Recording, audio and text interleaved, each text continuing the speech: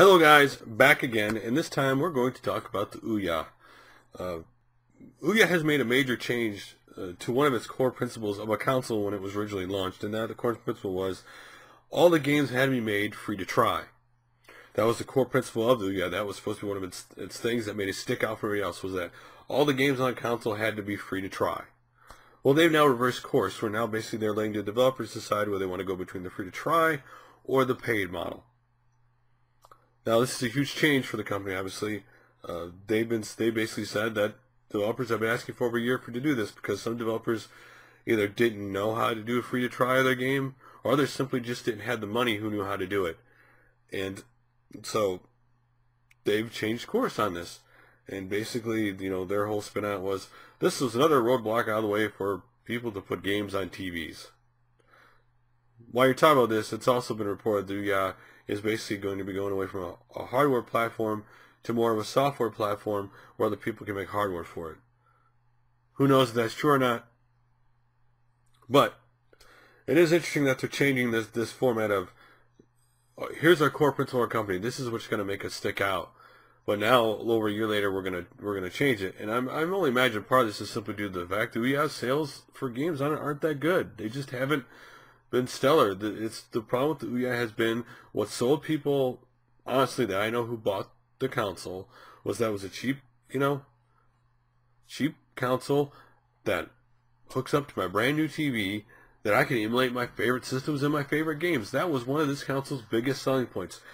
The people who made the console just don't realize that's what it is, and unfortunately, people who make games on it, it's great that they're making games on it, but a lot of people who buy this console just don't buy games. And this is going to continue to be a problem for this system as long as it's around. Unless somehow they get some killer game to make people change their mind. Because listen, a lot of consoles, when they come out, they have this perception around them. Good, bad, right or wrong. Certain consoles have certain perceptions. And truthfully, when your console has certain perception, like your games don't sell very well, and a lot of people hear that and see that in the public, they just think that. And that's the public perception. Until you can change that perception, it's going to be a roadblock. Most people are buying it to emulate games on it. It's just a simple truth. That that game was, that system was made to be able to emulate stuff on your TV. And a lot of people, that's what they bought it for. That's what they kickstarted the Ouya for. That's all they wanted. They didn't want anything else. And so now, somehow going forward, the Ouya has to change this to survive, to succeed, to be successful. Long term. Bringing out a new one every year is not a long-term success. Bringing out a new console every year is not a long-term success. It is going to be a failure. There are very few consoles that could pull that off. Yes, the DS had a new console come out almost every year in the height after the DS Lite. But that was a system that was selling, several systems a month. They had a lot of good games coming out for it, and there were a lot of reasons they could pull that off. A lot of systems just can't do that. And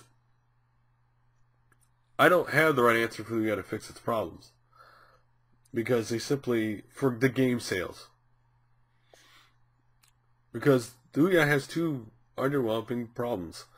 Number one, if somebody developed a killer game on the Ouya, would the public as the whole even notice? Because whether people want it or not, for a lot of people, the Ouya became kind of a little bit of a fad. For some people, it did. The people who aren't, who don't own it and aren't into it, they originally paid attention to, oh, that's something different, an Android-based console, which, of course, now there's a ton of them coming out, and possibly one, of course, we all know possibly Amazon might be doing one too. And they paid attention to it, and that was it. They're done. To them, the fad's over, and they moved on to something else. How many people would pay attention if there was a killer game on that system right now? Anyway, what do you think about the fact that they're going away from the free-to-try model to you get to choose free-to-try or paid? On one sect, I completely understand this because, honestly, you have to change with the times. That if the developers who are supporting your platform are going free-to-try and people are trying it and they're not buying the games, and they're not getting sales, they're going to leave and go somewhere else and make games for something else.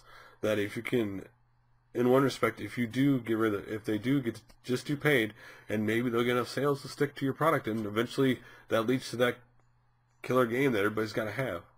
Anyway, love to hear your guys' opinion on the subject. Thanks for liking, favoring, subscribing. I really do appreciate it, guys. And I will talk to you guys again soon. Thanks for watching.